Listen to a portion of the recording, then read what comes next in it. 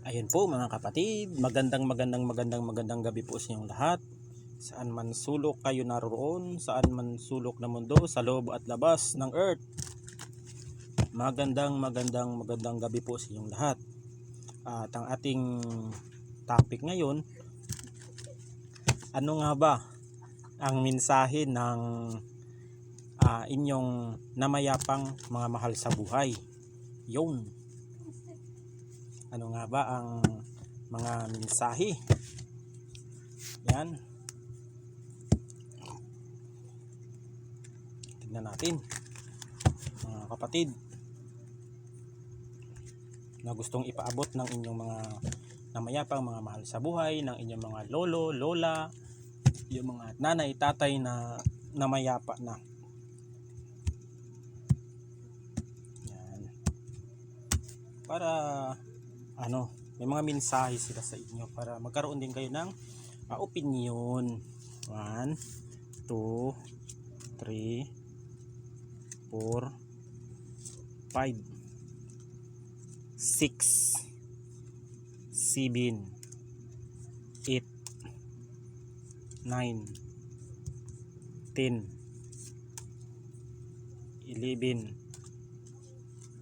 12, 13 mga kapatid. Yun. 13.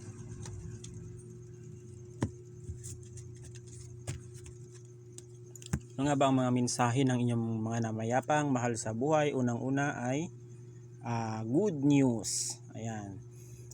Ang good news na ang mensahe na ng mga ang inyong mga mayapang mga mahal sa buhay ay ito yung mensahe na gustong ipaabot nila sa iyo. Talagang ang sabi nila ay nasa mabuti silang kalagayan ngayon. Yan, nasa mabuti silang kalagayan. Yan ang mga mensahe at wag po kayong mag-alala at nasa mabuti po silang kalagayan. Yan ang mensahe ng inyong mga mahal sa buhay. Yan.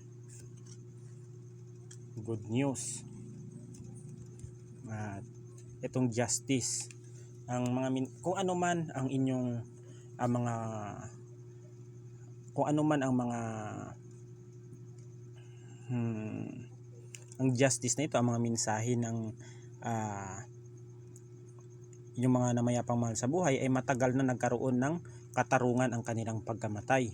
Yan po ang mensahe ng inyong namayapang mga mahal sa buhay. Huwag ninyo silang intindihin kasi po yung iba po na mga namatay na mga mahal sa buhay, marami po diyang hindi po nabigyan ng katarungan, tulad yung mga namatay na sinalvage, ginahasa o pinatay, yan, o tinambangan, sinalvage. Yan po yung mga taong hindi po nabigyan ng katarungan. Tignan mo yung mga ibang namatay na tulad ng mga ginahasa, nilibing, tinapon, kung saan-saan. Yan yung mga kaluluwang ligaw, mga kapatid, na namatay, na hindi nabigyan ng katarungan, na hindi sila makatawid-tawid sa kabilang buhay. Kasi nga hindi pa nabibigyan ng kasagutan, o may mga habilin pa yang mga namatay na yan, kaya dito lang sila sa ating mundo, dito sa napagala-gala. Yan, tignan mo yung mga kaluluwang ligaw, namiminsala. Tignan mo yung mga kaluluwang mga namatay, gumaganti sa mga taong kanilang taong pumatay sa kanila, gumaganti sila. Yan yung mga katarungan. Tignan mo yung mga yung mga kaluluwa na hindi nabigyan ng katarungan. Hindi yan matahimik, yung mga kaluluwang ligaw. Yan. Kaya bago yan sila makatawid ay may mga habilin yan sa kanilang pamilya bago sila makatawid sa kabilang mundo. Kung saan man sila saan man sila dalhin ng Panginoon, may mga kasi yan bago sila lumisan ay may mga mensahe yan na iparating, na tulad ay ginahasa ako ni ganito, pinatay ako ni ganito, sinalvage ako ni ganito, ganyan. Yan. Pero ang sa inyo naman dito mga kapatid, mabuti naman ang pagkamatay ng inyong mahal sa buhay. Maaring may sakit ito na pumanaw, na natanggap na siguro nila. Yan. Tsaka nabigyan na rin ito ng mga katarungan. Yan yung kalimitan mga kapatid, yung mga isinalvage, na disgrasya, namatay, o pinatay na mga di kilalang tao. Yan yung mga kaluluwang ligaw mga kapatid, yung hindi sila nabigyan ng katahimikan na pagkamatay, parang biglaan lang. Yan. Kaya mahirap po mga kapatid pag may pinatay kang tao, hindi ka patutulugin ng kaluluwa na yan, hindi ka patutulugin ng iyong konsensya. Yan. Kaya mahirap po mga kapatid pag kayo ay nakagawa ng hindi maganda. Kaya bago kayo gumawa ng mga ganyang bagay, ay ipag-isipan nyo muna na hindi kayo magsisisi sa huli mga kapatid. Bago kayo gumawa ng desisyon ay pag-isipan ninyo, dahil nasa huli ang pagsisisi. Kahit kagatin pa ninyo ang siko nyo na yan, ay hindi na maibabalik ang mga nangyari. Yan. Kaya bago wag po tayong gagawa ng masama, kasi po malaki pong kasalanan yung pumatay ng tao na wala namang ginawa sa inyo. Yan. Pride. Ito yung mensahe ng mga inyong mga namayapa na mahal sa buhay, ay lagi silang nakagabay sa inyo. Saan man kayo naroroon, binabantayan kayo ng inyong mga nanay, lolo, lola, tsaka yung inyong mga nanay na namayapa na o tatay na namayapa na. Binabantayan kayo nito. Yan. Compromise. Ayan. Wag po kayo, ang mensahe ng inyong mga namayapang mga mahal sa buhay, wag po kayong may mga nakikita ako dito na may mga pamilya na hindi masaya. Yan, yung mga nag-aaway-away yung mga kapatid, hindi nagkakasundo, parang mataas yung nila, parang nagpapagalingan sila, bibigay ng kompetisyon. Hindi po masaya ang inyong mga mahal sa buhay na lagi kayong nag-aaway. Ayan po mga kapatid. Ang mensahe lang dito ng inyong mga mahal sa buhay na namayapa ay wag po kayong mag-aaway-away, mga magkakapatid, magkakamag-anak, magkakapamilya, mga kung ano man ang inyong estado na relasyon ninyo sa inyong pamilya. Wag po kayong mag-aaway-away, kasi hindi po sila natutuwa na kayo ay nakikita nilang nag-aaway-away. Ayan. Dapat po kayong mga magkakapatid, kayong magpapamilya, kayo dapat ang nagtutulungan, hindi yung nag-aaway-away kayo, nagsisiraan kayo, kung ano-ano yung mga pinagagagawa ninyong hindi mabuti. Hindi po natutuwa ang inyong mga mahal sa buhay. Mas maganda na kayong mga magpapamilya, kayong magkakapatid, magpipinsan, nagkakaisa. Kasi po pag kayo ay nagkakaisa, kayo ay nagiging mas malakas na mahirap buwagin. Pag kayo ay, kasi mga kapatid, pag kayo po kasi ay nag-aaway-away, nagkakanya-kanya, natitibag ang inyong poder, inyong pundasyon bilang pamilya o mga ano-ano mga inyong mga apelyido na iyan. Pag kayo ay nag-aaway-away, mahina po ang inyong Tignan mo yung mga ibang magpapamilya na nagtutulungan, nagkakaisa, nagdadamayan, kung ano yung problema nila, nagtutulungan. Tignan mo, yan yung mga magpapamilyang mahirap tibagin, mga kapatid. Yan. Kaya dapat ang mensahe lang dito, magtulungan kayo, mga magkakapatid, magpapamilya. Kasi kung kayo ay may mga problema, hindi po makakatulong yung mga barkada, yung mga kaibigan ninyo, yung mga kapitbahay ninyo. Hindi po makakatulong yan sa inyo. Ichichismis lang kayo niyan. Yan, kung kayo ay may problema, itama ninyo, pag-usapan ninyo mga kapatid. Ang problema may solusyon, hangga't madala sa usapan, pag-usapan ninyo. Wag na ninyong paabutin na mag-abot pa kayo sa barangay, mag-abot pa kayo sa police station para ayusin yung hindi, mga kapatid. Kayo dapat ang lumutas niyan kung may mga problema kayo. Yan yung isa na mga mensahe ng mga inyong mga mahal sa buhay na gusto nilang ipaalam sa inyo, na wag po kayong mag-aaway-away. Bagkus dapat kayo ay magtutulungan. Sa totoo lang mga kapatid, pag kayo ay nag-aaway-away, walang barkada na tutulong sa inyo. Ranas ko yan mga kapatid. Ako, mahilig ako makisama dati, pero pagdating sa kagipitan ay walang barkadang tutulong, walang kaibigan, walang sino ang tutulong sa iyo? Pamilya mo lang, tapos kayo pa mag-aaway-away. Mahina ang pundasyon ninyo yan pag kayo ay nag-aaway-away. mga kapatid. Ito lang masasabi ng inyong mamahal sa buhay. Magkaisa kayo, magmahalan kayo. Walang ibang tutulong sa inyo kundi kayo lang magkakapatid at magkakapamilya. Yan ang mensahe ng inyong mahal sa buhay. Yan. Itong mensahe ng inyong mahal sa buhay, meron dito yung mga tao na nalulungkot, dinadamdam yung pagkawala ng kanilang mga mahal sa buhay. Dinadamdam nila yung mga dinadamdam nila yung mga mahal nila sa buhay, nanay o tatay nilang nawala o namayapa na hindi nila matanggap. Ito yung mensahe nila sa iyo, mga kapatid.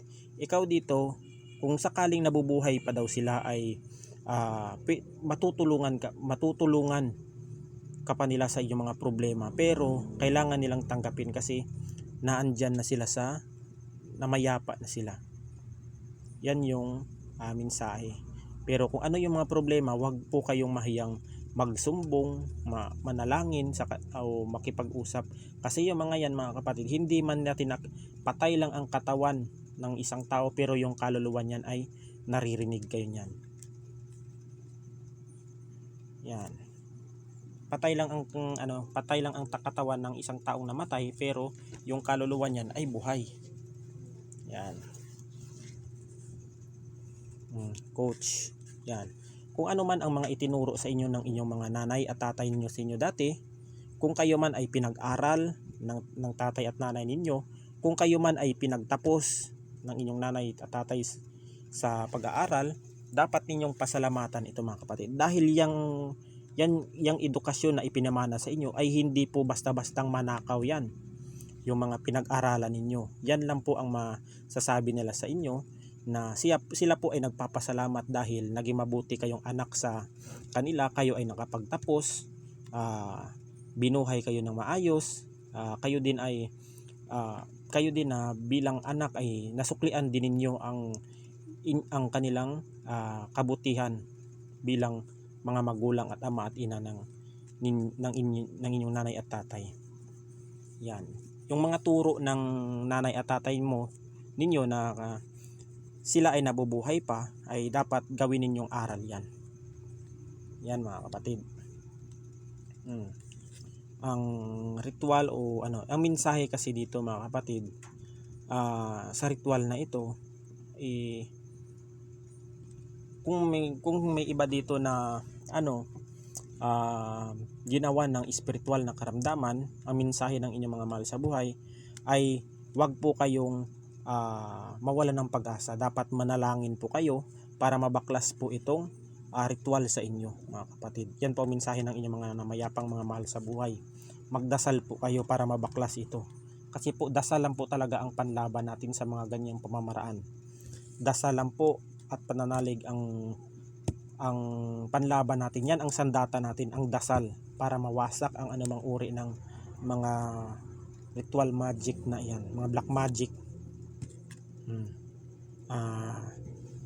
libation. Ang mensahe ng inyong mga mahal sa buhay ay pagtuunan din ninyo ng pansin ang ating Panginoon. Yan, magdasal kayo kahit man lang sa pagtulog at pagising. Yan, mga kapatid, magdasal kayo at bago kayo umalis, kung pumunta man kayo sa trabaho, mag-sign of the cross muna kayo para ipag-adya kayo sa kaligtasan. Yan, iligtas kayo sa lahat ng panganib, sakuna, o kung ano man na mga disgrasya na ay ililiwas kayo. Yan, wag po kayong magsawang manalangin kahit pagising, pagtulog, kasi matulog ka man, manalangin ka, o gumising ka man, manalangin ka, mga kapatid. Manalangin ka pa rin bilang pasasalamat. Kasi po, pag tayo ay nakakagising sa umaga, malaking biyaya na yun, mga kapatid. Yung iba nga dyan, natutulog lang, hindi na nagigising.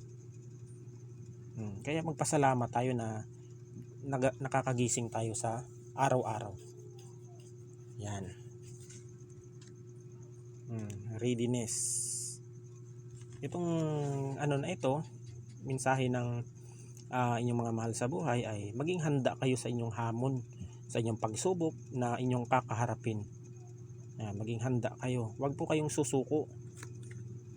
Ayan.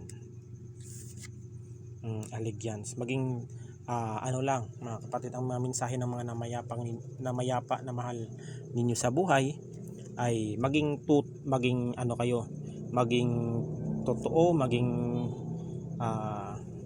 magtiwala kayo sa inyong kakayahan, maging honest kayo sa inyong trabaho, kung ano mang merong posisyon na meron kayo ngayon, maging totoo kayo sa inyong sarili, sa inyong maging tapat kayo sa inyong trabaho, sa inyong sarili, sa mga taong nasa paligid sa inyo. Kasi pag yan ay nasira ang inyong ang tiwala ng tao sa inyo, mahirap po yan ibalik. Kaya po ang katapatan po ay mahirap po talagang ibigay ang katapatan, mga kapatid. Yan. Yan, masaya yung mga mahal nyo sa buhay na namayapa na. Ito yung mga mensahe na namayapa, na mga mahal nyo sa buhay na namayapa, ay bago sila nawala dito sa mundo natin ay sila po ay nagpapasalamat dahil ikaw po ay nakatagpo ng lalaki o lalaking mabait o lalaking responsable, lalaking hindi ka sinasaktan at lalaking pinanindigan ka. Yan po ang isa sa mga mensahe ng inyong mga magulang na namayapa, na ikaw ay nakahanap ng partner na mabait, irresponsable. Yan. Aksidente. Yan. Ang mensahe po na ito ay mag-ingat po kayo sa mga lalo na yung mga taong nagdadrive, nagmamaneho, o kahit sa pagtawid sa daan ay mag-ingat din po dahil meron pong aksidenteng magaganap. Ito po yung sinasabi ng ng baraha. Naway ipalayo lang po ang aksidenteng ito at lagi po kayong manalangin na sa pagta-travel ninyo ay maging ligtas kayo. Yan. Dapat ikalma ninyo ang inyong sarili. Wag po kayong mga kapatid. Ikalma ninyo ang inyong sarili. Wag po, kung ano man ang mga problema o mga pasanin na meron kayo ngayon, wag po ninyong dibdibin. Ikalma ninyo, i-relax ninyo, mag-meditate kayo at magiging okay na ang lahat. Yan. Gawan ninyo ng solusyon, mga kapatid. Yun lang ang dapat yan. Yan, mga kapatid, at hanggang dito na lang at God bless us all. Ingat po tayo palagi. Saan man kayo naroon, saan man sulok dito sa earth.